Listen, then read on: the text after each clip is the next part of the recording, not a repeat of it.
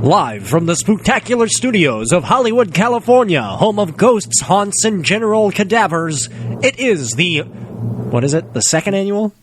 Yes, it is second time ever. It is the second time ever. Fan mail. It came from the fan mail episode. Good. I'm glad we clearly checked it before we started. Let's try that again. No, let it go like that. I like that.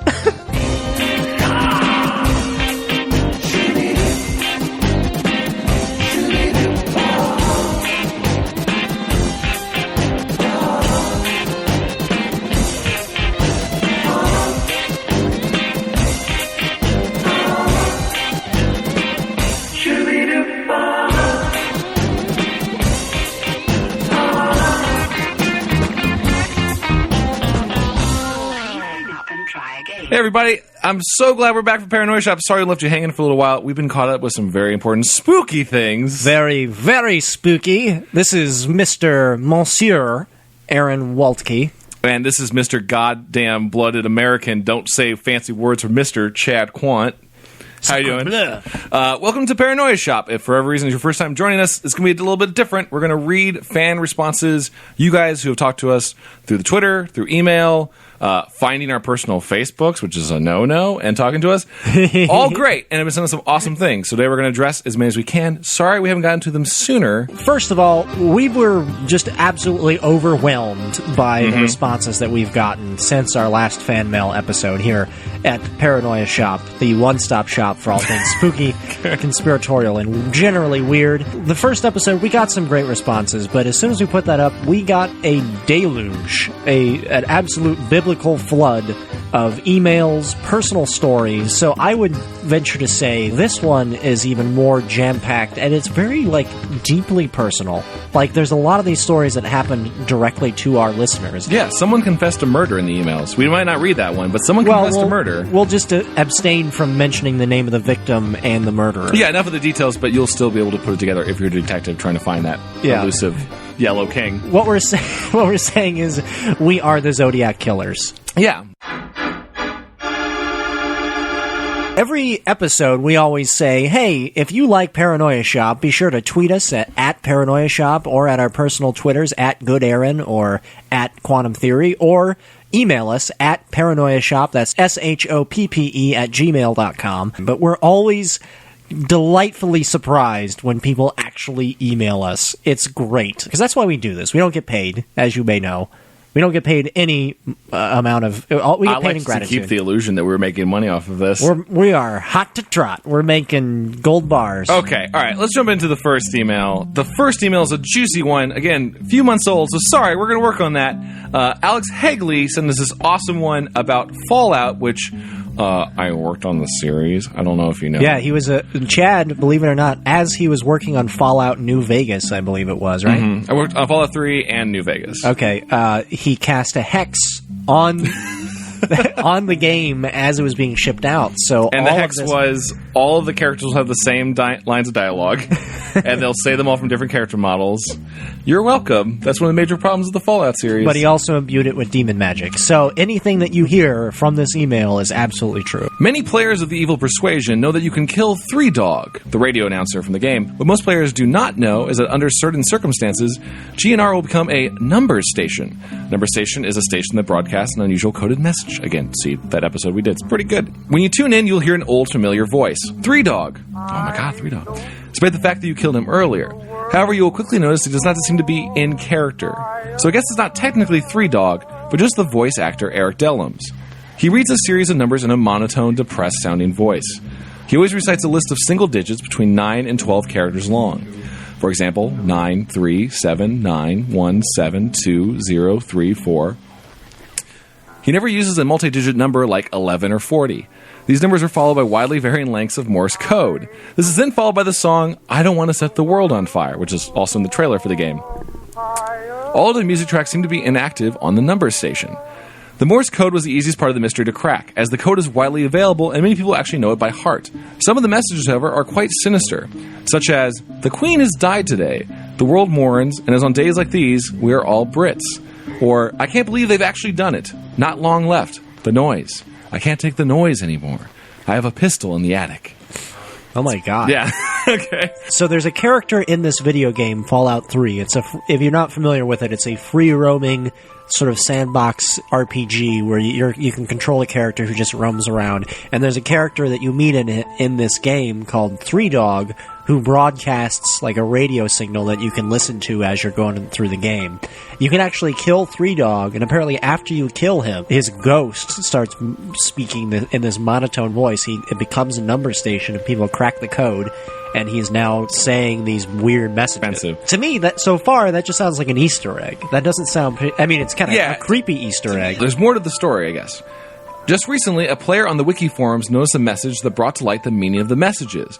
He was reading a thread that collected all known messages transposed from Morse to English, and he saw the line 1255282010. What you talking about? You'll be missed.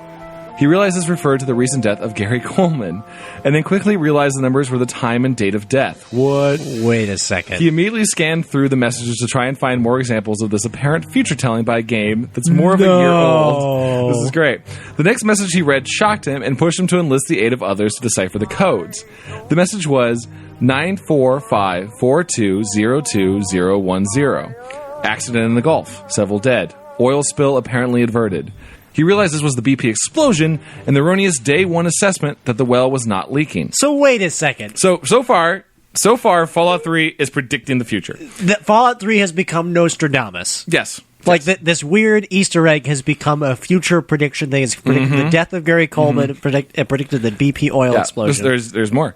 Numerous members of the Fallout wiki board began looking over the messages to see what else we could learn. We quickly found that most dates were after the game had been released, yet oddly some were from the past. 22/15, April 15th, 1865. He's dead, and blame will probably be placed on that actor, Booth. Johnson better not cheat me out of the payment. What? So this shed new doubt on the official version of the Lincoln assassination. Wow. As the community quickly started piling up interpretations of the messages, the mods of the site summarily banned everyone who had posted in or had even read the thread. All reference to the number station was removed from the Fallout wiki, and the filtering software is put in place to prevent reposting of any relevant information. No. A few people, however, are trading emails and slowly finishing the translation of the remaining messages and putting the dates to the existing ones. Here's all of them. The Queen has died today, the world mourns, and on days like these, we're all Brits. 4:02, March 19th, 2014. Wait, so obviously that's not real. That was suggesting that on March 19th this year, the Queen was going to die, but that didn't happen. Yeah, but I guess this was before then, so that was before then. That was like, oh my god, it's going to happen. Have you watched my YouTube video yet? I uploaded myself kicking bums and nuts. It's from 24/16, December 24th, 2012. Did someone die on YouTube from like a ball exploding? I don't know. I can't believe Britney's actually won an Oscar. 21/33, February 27, 2023. Okay. Okay. All right. I can't believe they've actually done it. Not long left. They were warned, but they just had to keep pushing the boundaries of science. The noise. I can't take the noise anymore. And the light, dear God. The universe is slowly unraveling around us. I'm not going to wait for death. I have a pistol in the attic. This is actually the only message not preceding by a string of numbers. Oh, I have to assume that was some reference to like that Large Hadron Collider or something like it. Oh, yeah. I mean, I guess it's just like that's a generic one. Where like, what is that supposed to be? Or that's hinting us at something that we haven't seen yet. It's pretty crazy. I mean, the problem is this is one of those theories where like it's all the evidence is lost, so it's could be the thing. There's totally a number station in Fallout 3. I believe that, right? And I'm sure there was something where they were going to plan something in it, or maybe they were just setting up a thing, or maybe someone was just messing with someone and they realized there was like this gap in the radio. I will say though, that whole Gary Coleman thing, and I want to believe. I want to believe this is true. Yeah. Well, so what does that mean? That means that someone with Nostradamus powers works at Bethesda. At Bethesda, the video game company, was trying to spread the word and couldn't do it just out in the open because that would just ruin the timeline. Yeah. And he realized that, like, Nostradamus, had the court backing him, and so his predictions got out there. But he was like, I only have viral marketing, so I'll just pretend this is an ARG and get the truth out. Yeah, I don't know. I wish I could shed some insight, or maybe I actually knew about all of that all along. Yeah, Chad, you worked on the game. I am also listed as a producer on the show. Did you plant this stuff? Next question. I'll actually go with the next one we had was real great, also from Alex Hagley, who said, so today someone in my household had told me to come downstairs. When I did, he had a chunk of snow in his hand. then told me to watch what he does. He then put a lighter to it, then instead of all of it melting, it started turning black and smelt like burning plastic. What? I then asked where he grabbed the chunk, and he said that the freshly dropped snow from the deck. What could this mean? Oh my God. Your friend is a mage. Your friend is a snow mage. Befriend him. That's amazing. So let's figure this out. All right, so the snow was burnt. Instead of melting, it became a black, hardened type material. Yeah, so his friend goes outside. He's like, oh, it's snowing. He scoops up some snow. Mm-hmm. And then he's like, wait, this doesn't feel like snow. And then he has a lighter on him and just starts igniting the snow. And it turns... It's also like, if nothing happened there, he'd look so dumb. So imagine your friend had brought you the snow, and then he lit it on fire, and then nothing magic happened. He looks so dumb. He's like, hey, look what I just figured out. You're like, yeah. Snow melts. Yeah, good job. And then you just walk away. Like, but the fact that the snow just turned into black ash or black melted plastic and smelled acrid. As soon as I read that, I was like, that sounds like an industrial accident to me. So I actually wrote back to Alex and asked him if he lived near a factory. Yeah, I remember that. And he actually did write back to us in another email in which he said, no, I actually don't live near a factory, and he's not the only one who's observed this. What? Okay, He said if you go to YouTube and look it up, you will find numerous videos of people who have found snow that turns into burning plastic. So let's look it up now. All right, let's look it up now. Oh, God, here it is. Fake snow that turns black and doesn't melt. It doesn't melt. All right, this is January 30th, 2014. I decided to take the snow challenge. I placed a few ice cubes beside it to see if we have the same effect here. Here's snow that we've gathered from outside. I love his black tattoo on his hand. I'm going to put the lighter to it.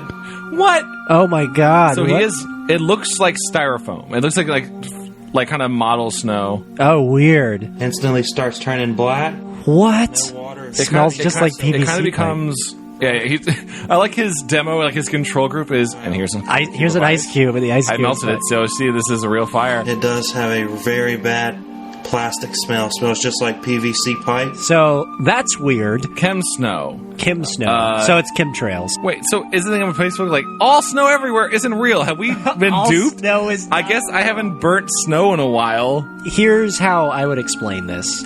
Okay, I got a good theory, but go for it. I think that you can explain this with simple physics. As you are melting snow, you're evaporating any stuff that would drip off. And that acrid smell and stuff is the leftovers that's from the gas that's in the butane. In one of these videos, this lady puts it in the microwave. That's the worst thing to do.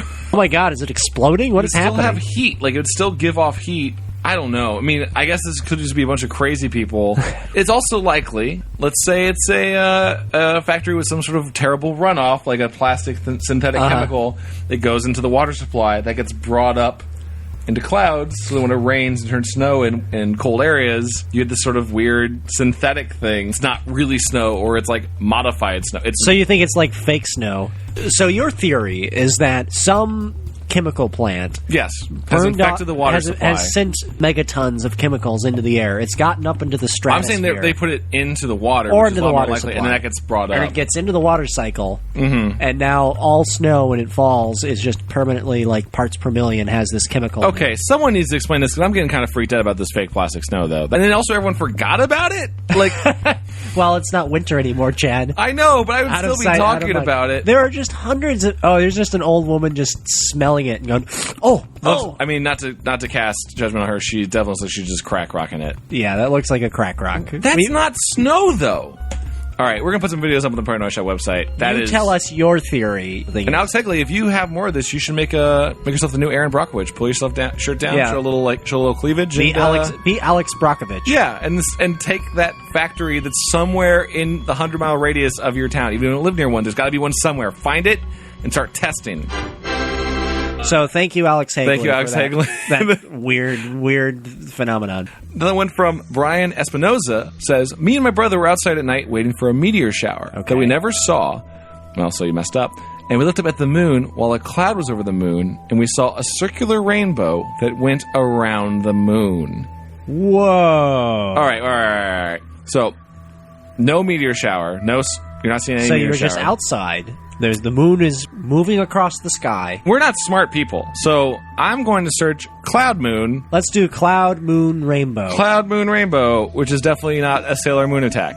It may be a Sailor Moon attack, actually. Oh, here it is. Other people have observed this. Moon plus cloud equals rainbow. Right. No, this could make sense, right? Because rainbows are created by light. Refraction of light through water vapor, which is what clouds are. So a cloud would be, right? That's totally possible, right? That being said, that looks very eerie. It looks like a rainbow spotlight. Cool. When you say rainbow, you think the strip.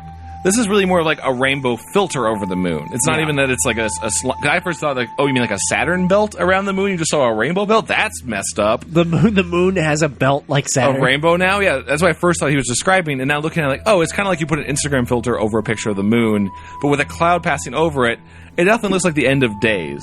Like, it does. If Darkseid came in through a boom tube, the moon turns rainbow red. Oh man, foggy. it is the Rainbow Bridge. What if it was Thor coming? Oh my god! Thor's check your backyard to see if there are any Nordic runes on the ground, and it could be that Thor just came into our universe. And hope that it's Sif, because man, oh man, Sif. The hot girl who's like badass warrior chick and is basically Wonder Woman. I want to hang out with Thor. I want to hang out with Heimdall. I want to hang out with... who's the fat guy with the beard? I know. Thor friends. I'm looking up Thor friends. Volstagg is who I was thinking of. Yeah, everyone wants to be friends with Volstagg. So it could be Volstagg. But you really Thor probably wouldn't come into your backyard, but Volstagg probably would. Let us know. Go investigate. Look for any kind of like Nordic runes. If you see like a hammer that you can't lift, you might. No, actually, though, you might be able to lift it if you are pure of heart. Yeah, if you're actually really great, you can become Thor. Yeah. Yeah, dude, let us know. Do some more investigation. Take some pictures next time, please. Take some photos of the moon. If you send us a photo of like a Nordic rune in your backyard, we'll believe you. We'll send you a T-shirt. We'll make a T-shirt. I'll go there. Yeah. Just for a chance of Sif. Another email from Travis Moody says, "Hello, shopkeepers." I like that. That's actually a name. Just wanted to pop in and say how much I enjoy your show. Well, thank you. Thank you. I am looking forward to the next Weird Russia, and I really think you should look into what the Air Force did during the Cold War. It has been reported that they were ordered to shoot down any UFOs they came in contact with so that the Russian military could reverse engineer the technology. The old reverse engineered UFOs. I mean, that makes sense. If I was in charge of the army, I'd say, yes, capture any strange things. I want to have a spaceship. Especially if you're like Stalin or Khrushchev. Yeah, or if you're just you're in technological nowhere. You would just need a leg up. Would that mean like the U-2 spy plane fiasco was actually like a UFO that they Refresh me on the YouTube spy plane fiasco. The U-2 spy plane fiasco, which the band U2 was named for, a U-2 spy plane was flying over Russian territory illegally and taking spy photos, and then the Russians shot it down, much as you're describing UFOs were shot down. One of our pilots was captured, and the spy plane was also captured, along with any technology that it had on board. Which was probably just an alien best friend that he had befriended. Yeah, it's possible that it wasn't a spy plane at all, but in fact was a UFO that he was hanging out with. Just hanging out, being best buds. Yeah, and they were like, hey, let's go to Russia. He's like, I don't know, man. They don't like us over there. And then it's like, yeah, it'll be fine, bro. I'd watch that movie. Let's start writing that movie. Continuing his letter, I remember hearing about this story somewhere on the net and would love to see if you guys could find something cool about it. Your podcast filled my morning drive with laughter and the occasional WTF moments. Thank you very much. Keep up the good work, and don't worry, I'm sure you guys will get more viewers. I know you meant that positively, but you're like, don't worry, you guys will get viewers somewhere. You guys will get there. Another email from Stephen Smith. I saw a tweet about maybe collecting personal stories from listeners, so I thought I'd share my ghost story. Ooh, this is a personal ghost story. It's the only paranormal thing that's ever happened to me, but it stuck with me for a long time. Way back in the year 2000, when I was still at the tender age of 13, I was walking around my old neighborhood late at night with a friend. It was a fairly rough neighborhood, and we were getting up to some hood rat shit. Vandalism, trying to score weed, trying to get hood rat girls to show us their breasts, that sort of stuff. You were way cooler at 13 than I was. Yeah, I was like, I'm going to play Pokemon Snap. I think I was trying to beat Kingdom Hearts 1 at that time. It was probably around 1 a.m., and after hours of this, a few cops spotted my friend and I and just started chasing us. And we start running. We ran toward a small wooded area at the edge of the neighborhood. So as we head towards these small woods, which were somewhat foggy at the time, never a good sign, my friend veers to the right and goes back into the neighborhood, but I run into the woods. You're dead. You're dead. You're dead. For some reason, the cops just stay on me and ignore my friend. Perhaps because my tennis shoes made an odd squeaking sound. Not unlike Cell's feet in Dragon Ball Z. I don't remember that reference, but now I will find it. I think that was a weird quirk of that character. As the cops chase me, I keep running deeper and deeper into the small woods, planning on coming out the other end and then going around the edge of them back into the neighborhood. But these woods keep on going. As I'm standing with my shoulder against that tree, I feel something that immediately registers as a hand on the back of my neck.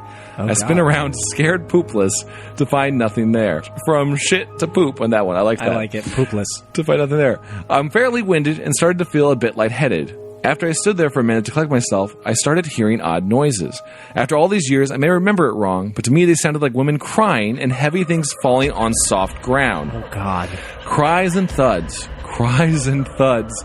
Cries and thuds. So a monster is wearing women's shoes. Live women's shoes. And is impersonating his victim's last moments. No, I think they're alive. I think he ties up women to the shoes and just walks on them. Then I started hearing footsteps in the leaves and sticks on the ground. So I took off in what seemed to be the opposite direction of the footsteps, only to find myself again running an impossible distance in such a small wood. So now you're just in some sort of endless time loop. It was like I couldn't get out. I know I wasn't running in circles because I could see streetlights from my neighborhood through the trees. I just couldn't seem to get any closer to them. So again I stopped, winded, needing to collect myself. But this time I put my back against a tree. Okay? But again I hear those noises.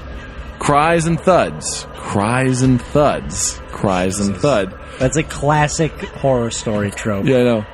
After what felt like an eternity, I started to quickly walk toward the lights of the neighborhood, but started running again when I heard the footsteps again. Sells foot. After ways, I tripped on something on the ground, screamed, presumably like a girl, and crawled a short distance before getting back to my feet and running again. The whole time I kept hearing the footsteps and the noises. The footsteps never sounded like running, just heavy strolling, and noises never seemed to intensify or wane. This time I made my way out of the woods. The cops were milling about, but I got away undetected and ran to my house. Man, these are some determined cops, though. They're just hanging out, I was all dirty, and my shoes were caked with mud. Oh, man, your nice kicks. The next day, I asked my friend what had happened to him. He told me he got picked up by some cops, and they took him home and made him wake up his parents so they could tell the police how bad he was and how he'd done goofed by breaking curfew. Later that day, the local news was covering a grisly story about a woman's torso being found. Oh, God. Just a torso. And they found it in the same goddamn woods. I spent what felt like all night pissing my pants in just the night before. Wow. Okay. Jesus. The story was big news for several weeks, but eventually the local news and papers just stopped talking about it. Years later, in 2001, I got in contact with a cop that I met on jury duty for a murder trial, oddly enough. That's my dream, actually, is being on jury duty for a murder trial. You would be the 12th man. Yeah. Oh, man. 12 Angry Men for sure. And inquired about that torso. He actually did me a solid and looked into it for me. He pulled the file for the case and told me pretty much every detail since it was now a cold case. 8 o'clock Tuesdays on CBS. The woman was identified, but the murder and motive never were. She'd been dumped there that same night it was in those woods after being killed and dismembered somewhere else. The rest of the body was never found. And worst of all, it matched a case that happened a few years later in another state, but the victim in that case was never identified, so no leads were found in that murder. Those woods were eventually mostly cut down, but I still avoid that area whenever I'm back in my old neighborhood, and I would never go near there at night. I don't believe in ghosts or hauntings, but I believe in what I experienced. And to this day, I sometimes lay at night wondering what if I tripped over those woods was that woman's torso. That is super spooky. Even if you made that up, wow. Pretty good story. Even if you made that up, pretty good story. Not even a ghost. You were there for a murder. You were there for a murder. You traipsed through some sort of murder graveyard / butchery charnel house that was in the woods. A small plot of woods, and that was definitely where, if I was a murderer, I'd go, yeah, right here. This is the place woods. In the woods, and drop it off. What would have been really terrifying, other than that, that's pretty, even if you made that up, that's pretty good, would be if the torsos kept appearing in whatever state you were in, or, if you moved, and then that murder appeared again in the city you were in, it was, following you. How terrifying would that be? I'm basing it off of this terrible short indie horror movie I saw that a friend's dad was in South Bend, where a devil dog was essentially bringing body parts to its master. So the whole movie is just this guy in a fake wool bear suit just bringing torsos to people and just leaving them on their desk. That's the scariest part of the movie. So that's what was happening to Stephen Smith. Yeah. Dude, if you have any more details on it, please send our way. If you can find the actual murder story or we will gladly talk about it. Oh, that's awesome. Thank you for sharing that. Another email, Michael Anderegg says, hey guys, this is at Michael Anderegg from Twitter, the Doge dude. I like that. Oh yes, real quick before we get into this, Michael Anderegg sent us our first official donation to Paranoia Shop. Oh, I know. Every other person on the internet is like, we need donations to run the podcast. We don't need donations, but we're glad for them. Michael Andreg sent us the extraordinarily appropriate cryptocurrency of Dogecoins. 2,000 Dogecoins. 2,300 Dogecoins. Yeah, that's pretty crazy. I don't know what we're going to do with them yet. We had to find, like... someplace. I found a place you can spin Dogecoins, but just so you know, you listeners at home, Dogecoins, thanks to Michael Andreg, are now the official donation currency. No, what? I didn't say of this. Paranoia Shop. I don't know about this. Please send us more cryptocurrency. We accept all cryptocurrency. I'd rather be Kanye. I'd rather have the Kanye West coin that got like sued by Kanye West. We gladly accept all cryptocurrencies. So Kanye, Dogecoin, Bitcoin, Dota 2 compendium points. All money that's not really money but could be money.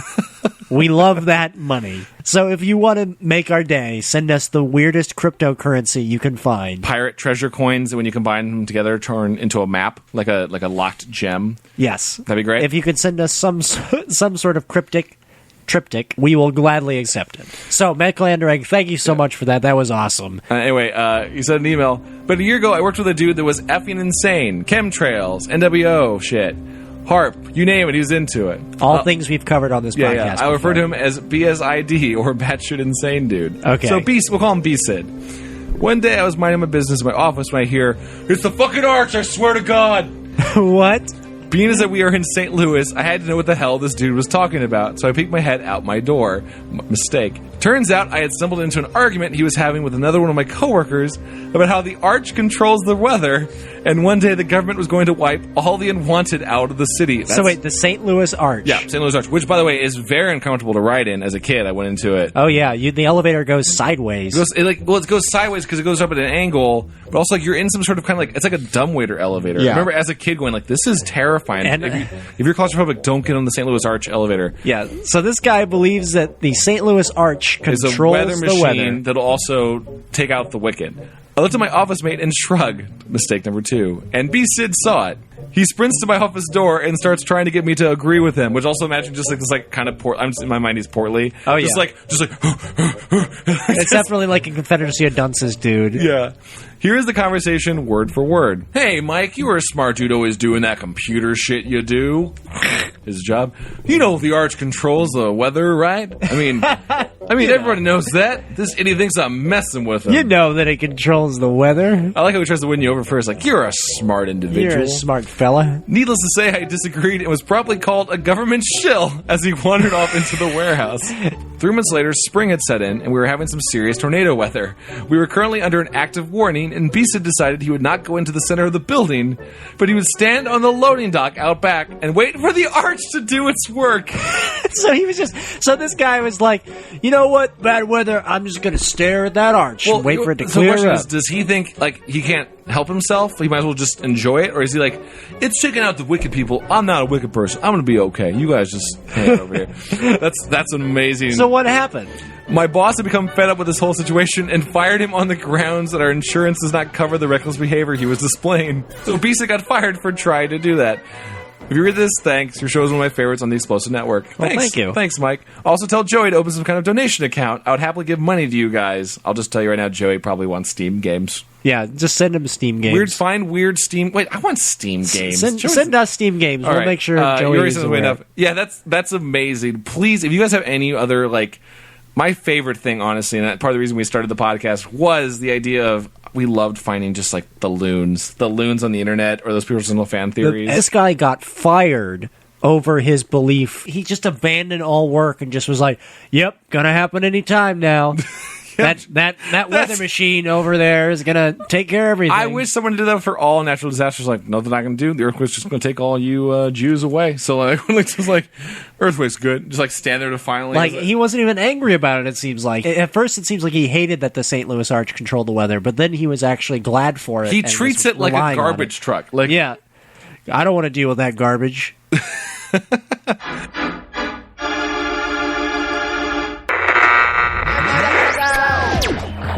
Wow, it worked! Whoa, where'd you come from? Dang it, one of you shut up.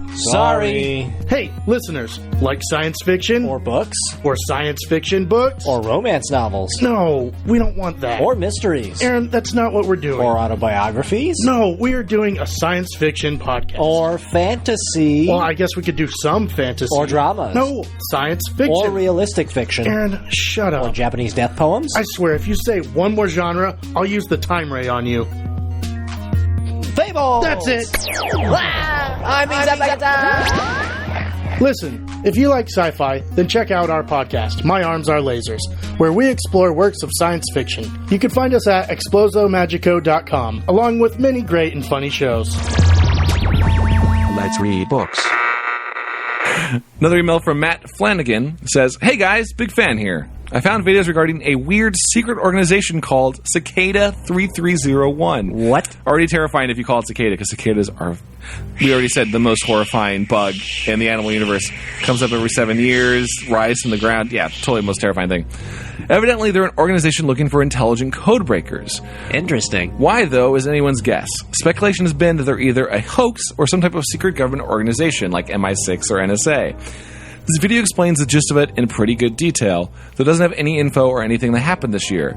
There have been a series of codes each year since 2012, and I don't know if 2014's codes have been broken. So let's watch the video. So this organization, Cicada, will just put up codes and wait for people to break them. They put out secret codes and hope that people will, like, crack them, I guess. And if they crack them, then that's how you join the organization. Okay, so, of course, it started with 4chan. This image, and it will lead you to something. Find it, and it will lead you to finding us. We look forward to meeting the few that make it all the way through. Good luck. That's the coolest thing, though. I like it. Forum users speculate it's a marketing or practical joke, or perhaps even an NSA recruitment program. You want it to be. You want it to be a recruitment program. I've actually heard of similar things where some guys got approached on a bus stop, right? And just were handed a weird code, and when they cracked it, it turned out to be part of this code-breaking club, like an invitation to show up at this time and place. The coded message leads to a decoy, which in turn contains a clue, which leads to more secret codes and hidden riddles. All signed 3301. Codebreakers reveal a phone number, which when called, plays a recorded message which leads to a secure website with an image of Cicada and a countdown. Oh, Jesus. So wait, what happened when it got to the countdown? The countdown expires and reveals coordinates for locations in the US, Europe, and Asia. I would go there. Yeah, I would check that out. Unless it's like Delaware. At these locations, hunters find posters of a cicada proving 3301 is a global organization. And a phone number and a QR code. Individual tasks are sent to code breakers, but when details are leaked, the tests are changed and leakers are disqualified. 1 month after it began, 3301 announces it has found what it is looking for. It issues a statement to 9, claims that 3301 is a hacker group. There will be more opportunities like this one. Anonymous source leaks an apparent email from 3301, in which it identifies itself as a think tank. Oh, it's a think tank, huh? It is unknown who, if anyone, completed the final test or what happened to them. Oh, they're super hackers now. Yeah. They got swordfished. On January 4, 2013, Cicada 3301 starts a second recruitment drive. This time the tasks are harder, including a coded musical track. Oh, that's awesome. Is that what we're listening to? Which we're listening to right now in the video. I like this music. I want to just jam to this while doing yoga. This music, again, we'll put this on the podcast website, is much like in Battlestar Galactica, the song that you hear at the Cylons here. No one knows who 3301 is or what they are doing. My guess, if I had to guess, that they are an independent organization that really wants to have these super hackers so that they can just crack government codes. Yeah, or at least, like, if you want to get people who are actually, like, down to be this, you want people who are, like, obsessed with this sort of thing and will totally get into it. Or what if it's, like, a reverse anti-agency where you go and you follow and you go through all the hurdles and you walk into a room, it's like your final test. And they just kill gas. you. Yeah, they just kill you. They're like, we need to eliminate all these threats. So it could be a trap. Yeah, it could be a trap. They found what they're looking for. Because you wouldn't know either way. That's super cool, though. It said in the video that the clues will come out January 4th of this year. Did not see them. If anyone can find it, guys, can someone get in Cicada 3301 for us and just email us what it's about. Just like every once in a while, just like send us an email like, "Hey guys, what's going on inside the organization? Blah blah blah. Trying to kill Obama's daughters, whatever. Like blah blah blah blah. Like oh, we shouldn't do that. And like okay, like that's our conversation." Well, this kind of reminds me of at the CIA headquarters, there's a sculpture that was commissioned by an amateur cryptographer and sculptor, obviously. Apparently, there's 4 lines of code, right? And each one is successively harder to crack, some sort of message, and no one in the entire world has ever been able to crack the 4th code. So it's possible. That's like the final doorway to go through. Yeah, to join Cicada 3301. Awesome. Well, thank you. That was awesome. I like that a lot. Another one from Luke O'Connorable, which sounds so nice. Oh, you're a Connorable, old man. Oh, Luke O'Connorable. Says, hey, Aaron and Chad. I am thoroughly enjoying your show. I've laughed, been fascinated, and just had so much fun. We try. Hope you guys keep this up because it's great content, and I sincerely mean this. Thank you. I was so happy to hear you guys chat about my top 3 favorite paranormal topics. The Dyatlov Pass incident, the bloop, and Goatmen, which is all great. Goatmen's my personal favorite. One other suggestion is the Ningen, I believe is how you say it. Weird stuff is on the net, and I have a very Mulder look at it, even the silly stuff. I want to believe because it's fun, and you guys keep it really, really fun. I know it's become a ramble. It's really not too bad. You only got 2 sentences. You're okay. No, that was fine. But seriously, you did great work. So, looked up the Ningen on the cryptids wikia. Oh, no. And it's super horrifying. I mean, obviously, like Photoshop thing. No. You don't like this? Why don't you like this? It's so scary. Is it because it doesn't have arms? It doesn't have arms. It's okay. Well, sometimes. So the Ningen is like a Japanese cryptid, a cryptozoological creature. I guess there's different ones. It's not just like the Bigfoot, but the idea that there's multiple of them. Kind of reading off of the cryptids wiki, reportedly observed on multiple occasions by crew members of government-operated whale research ships, the so-called Ningen, I guess which also translates to humans, are said to be completely white in color with an estimated length of 20 to 30 meters. Oh, no. Yeah, it's awesome. I don't so like they're just this. giant. You don't really like this? This is really getting you more than I thought it would. I mean, it just... He looks kind of cute. I mean, I guess if you saw one of these just like... Yeah, here's the thing. He's cute, and then you get up close to him, and he's like the size of a whale, and then he opens his mouth, and he has needle teeth. Well, they look like walking rows whales. and rows of needle teeth, and he just eats you. Oh, I like that. No. These giant, like, white whale men. I like that a lot. I want to be friends with them. They're just like in the water and walking on ice. They have no arms. They're just like these weird whale men walking around. Eyewitnesses describe them as having a human-like shape, often with legs, arms, even 5-fingered hands. Oh. Sometimes they're described as having fins or a large mermaid-like tail instead of legs. So a lot of the images, too, that are put them all over the place. There's like one that looks like it's almost like the angels from Evangelion, like just their raw form in the water. One looks like kind of like a porpoise. And the one that's really terrifying for whatever reason is like a giant being, which looks like from Where the Wild Things Are, the movie, just like walking on Jake White. That's the one that kind of bothers me which is more. a face. And you can just kind of see that thing bending over and eating you. Yep, just sucking you up with its needle teeth. According to one account, crew members on deck observed what they initially thought was a foreign submarine in the distance. When they approached, however, it became clear from the irregular shape of the thing that it was not man-made. It was alive. The creature quickly disappeared underwater. Popular thread attracted the attention of many readers from outside the 2-channel community. The November 2007 issue of MU Magazine, a Japanese publication devoted to the study of paranormal phenomena, featured an article about the Antarctic humanoids.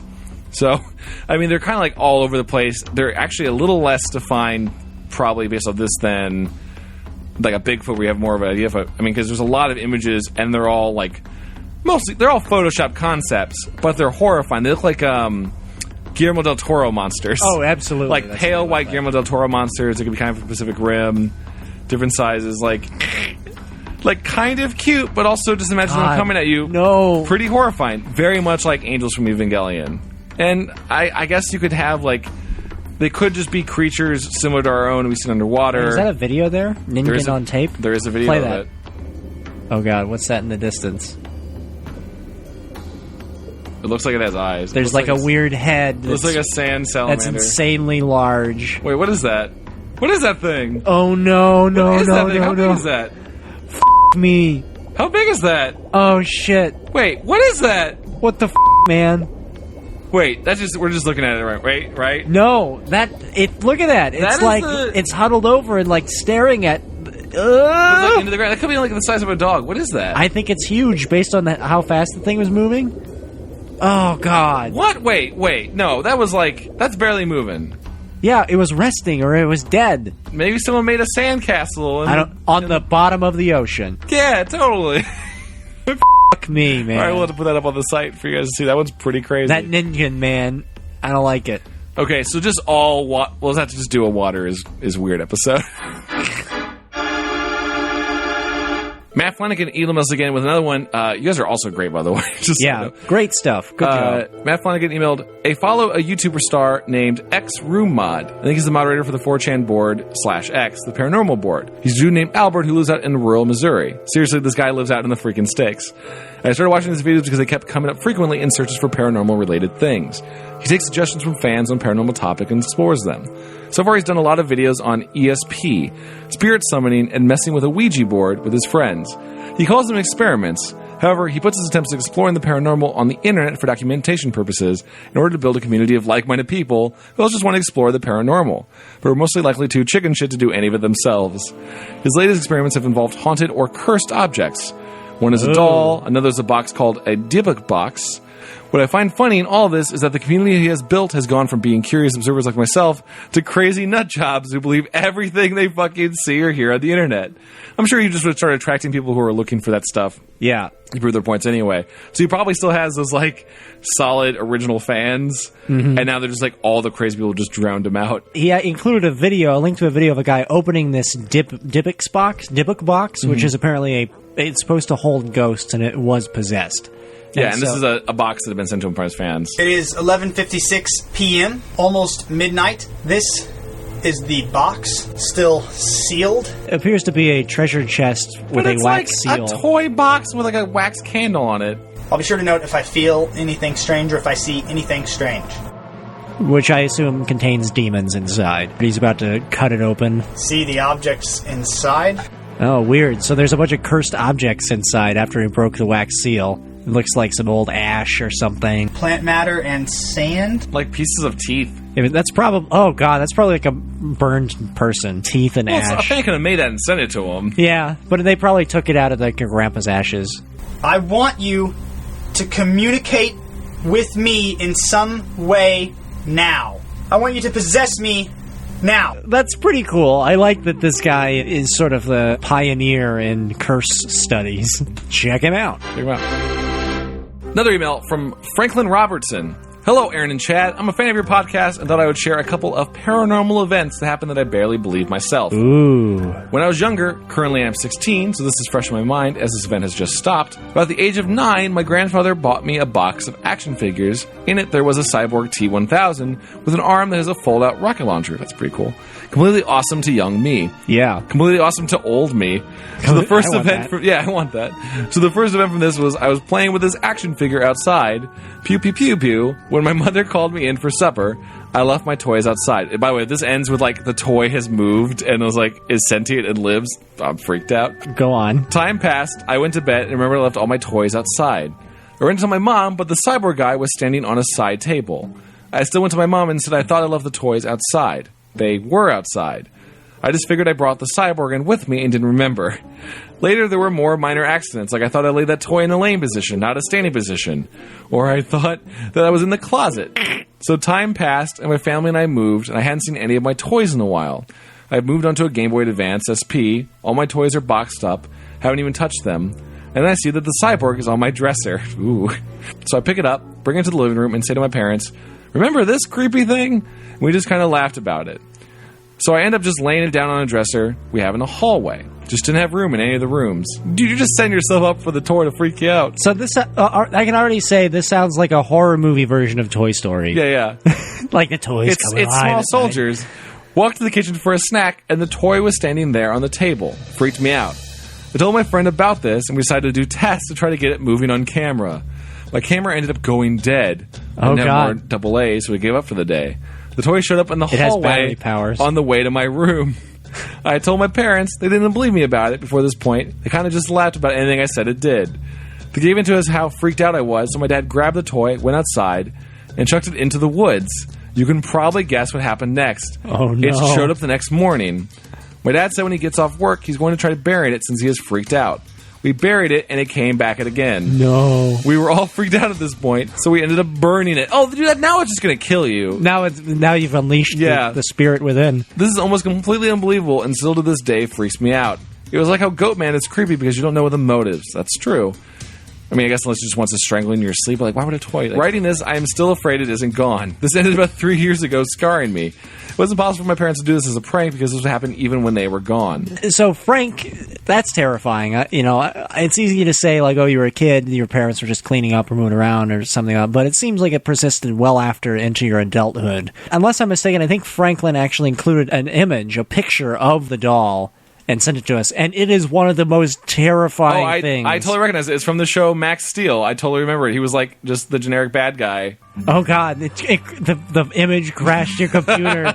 It's controlling it from beyond the fire. It is one of the most scary things, and if I woke up and saw that on my nightstand, I would probably run away. Not to poo-poo your story, if I was a dad, I would totally do this the best with my son all the time. I would totally do the like, oh yeah, we'll take care of it. Throw it in the woods. While you're getting dinner or while you think you're sleeping, he's like goes and gets out of the woods or like, yeah, totally would mess with. Like I would love to do that. Or the doll had possessed the dad. Yeah, and made the dad and the toy were working in cahoots to kill the son. Yeah. Franklin actually sent a few more stories. I hope that you enjoyed reading what happened to me. I have another thing that happens in my house. I'm not sure about ghosts. My theory is 4D objects seen in the 3D plane by people. Interesting theory. That's besides the fact. Sometimes when walking through one area in my house, you'll feel like it's being watched. On occasions, we have seen a floating shadow in the middle of the hall. Oh, like your whole family? Yeah, not like witnesses. On a door or something, but broad daylight, a shadow goes past a doorway. Nothing with it to project on. I have seen a floating bright light moving at night as well. I hope this one is just my imagination. I could go into more detail, but recalling this is kind of chilling to me. If you want to hear more about this part, please reply. Oh, that's so freaky. So, I mean, the fact you're like, I can't really talk about it because the ghosts are affecting my brain. Well, Franklin, stay safe. So then he emailed us a couple days later and said, I told you about the floating shadow that only appears in a certain part of my house. Well, it seems I was either mistaken or whatever it has been has become more active. Oh, no. As there have been more sightings in my house of this in another room, our dining room.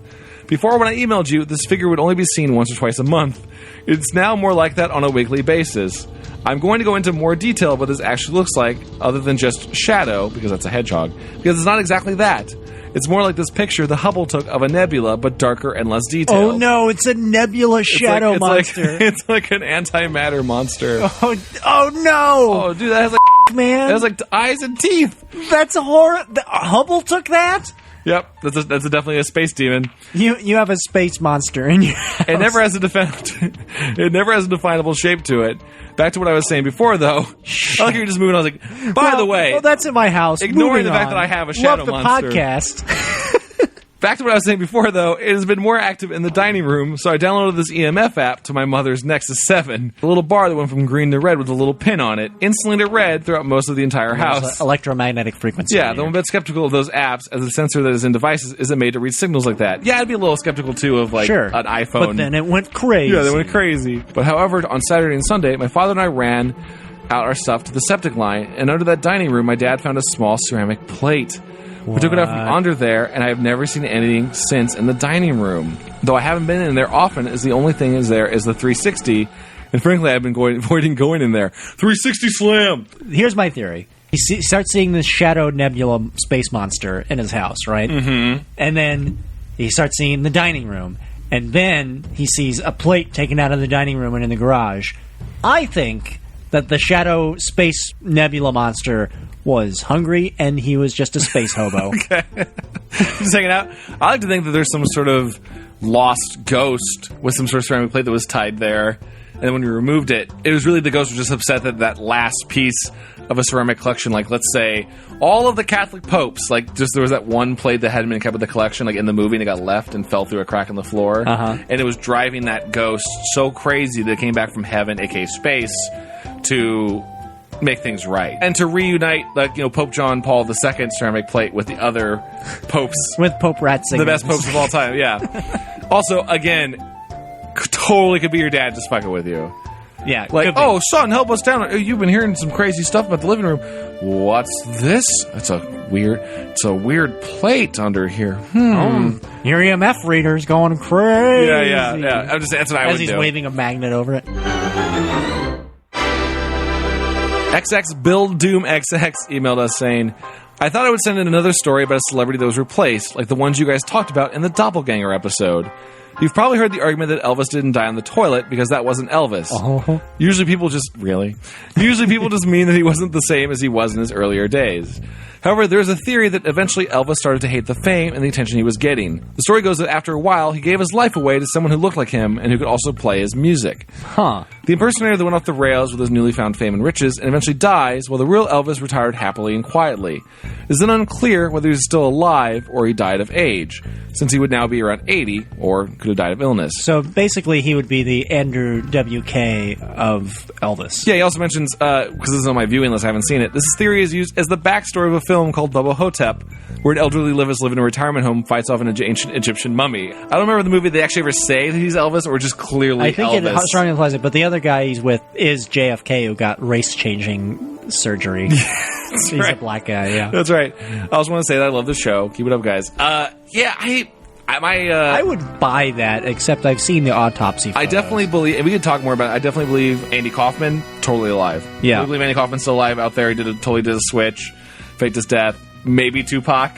Mm-hmm. Maybe Tupac. Elvis is a weird one because he's just such a perfect, everyone was around him all the time. It'd be hard to do a switch. Here's what I think would happen with Elvis. I think everybody wanted that to happen because they didn't want to believe that the young, swarthy, movie star who played all those great tunes, like Don't Tell Mama and stuff, became the weird, wreck of a person, fat wreck of a person who eats peanut butter and banana sandwiches and abuses antacids until his colon became a chalky powder. My parents saw Elvis when he was young. See, my dad saw Elvis's last performance ever before he died. Yeah. And in that performance, and he killed him. My dad pulled out a rifle. Yeah. He was just meandering on the stage, forgetting lyrics. Oh. Obviously looked uncomfortable and didn't want to be there. Just sweating buckets. Yeah. My dad recalled when jumpsuit. Fat Elvis wiped his sweat with his scarf and he'd always throw it out to the ladies.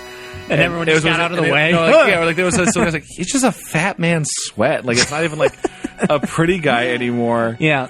So I think it may be a case of wishful thinking, but I want to believe too. We also got a ton of stuff on Twitter. I won't go through all of them because you guys have been really good about sending us stuff at Twitter on @Paranoia Shop. We just wanted to do a quick shout out to all you guys who have tweeted at us, sent us very nice things, compliments and responses. We got a lot of awesome fan mail. Yeah, Alex Hegley made this awesome magazine for Explosive Magico, a fake cover for it. Tom with Sparklefist sends us awesome jokes all the time. Prince Mono always sends us good feedback. Sam McCain, Ed Burdick, Bear Dead is really, really great. Almighty Corks is always great. You guys are all awesome as far as sending us more stuff. What are some other people who've sent us things? We got a really funny thing of the Black Knight after our extraterrestrial episode. Someone was like, I think I know what it is, and you took the photo I put up and turned it into a cat. It was actually pretty clever. Basil Carlos always sent really good stuff. Mistress Harper actually live tweeted marathoning our entire catalog. Oh, that was great. Yeah, we love that. I don't know why you would do that to yourself, but thank you for it. I do, and believe me, you had a great time. My favorite one, if it's actually true, was I remember the Crim Show Crow said his friend didn't want to go camping after he was made to listen to our Goatman episode. Yeah, our Monsters episode. I hope you actually got to ruin a camping trip because of it. But guys, seriously, thank you so much for all the tweets you always send our way. And thanks for the collaborations that we actually did with another podcast called Midnight Marinara. They were a big fan of our podcast enough to invite Chad and I on to do a voiceover of their podcast, which does live theatrical reenactments of classic. Yeah, if you ever wanted to hear Aaron and I pretend to be a kind of a younger Southern dude and an old hobo wandering through a wax museum, riding the rails. Yeah, check out that episode of Midnight Marinara. It's pretty good. I mean, Aaron does high level voice acting, and I was like, I'm just gonna do me. I like to voice act. I'm just gonna do me on this one. I'm gonna do a variation of Chad. Yeah, easy for me to fall into the role.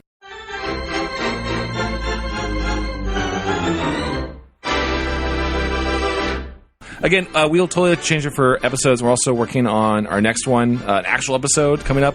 But we'll try to respond to your guys' stuff a little bit more timely and have a mailbag section either at the end of each one or we'll split it up. We'll find some way to handle it. But either way, keep sending us your fan mails, keep sending us your emails, keep sending us your tweets, your fistulas, your cryptozoologies, everything you have, we would love to take a look at. You can follow us on Twitter at Paranoia Shop. Remember, that's SHOPPE. Follow Aaron at Good Aaron. Follow me at Quantum Theory. And make sure you check out our website, paranoiashop.com, where we'll be adding all of the fun videos and images we reference on the podcast. Yes. So when you're just in your car like, that sounds great, but I want to see what you're talking about. Now you can. And also, if you don't mind, be sure to look us up on iTunes and give us a happy old rating and give us a little review of whatever you like about the show. Yeah, and check out the rest of the stuff on the Explosive Magic Code Network. A bunch of cool stuff. Let's see, WSAD podcast has just been coming out, and they're giving away free game codes every time.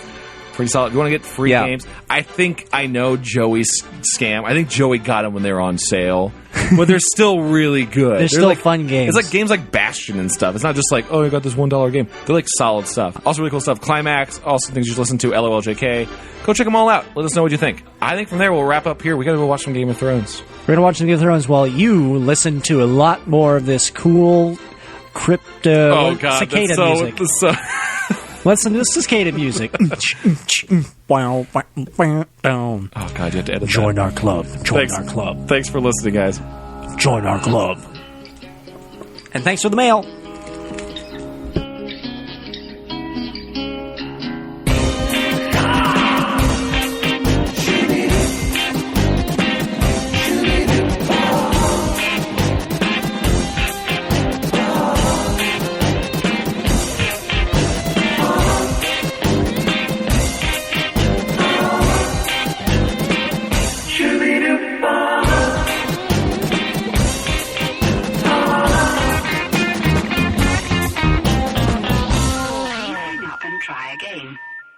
This has been an Explosomagico podcast production. For more information, please visit explosamagico.com.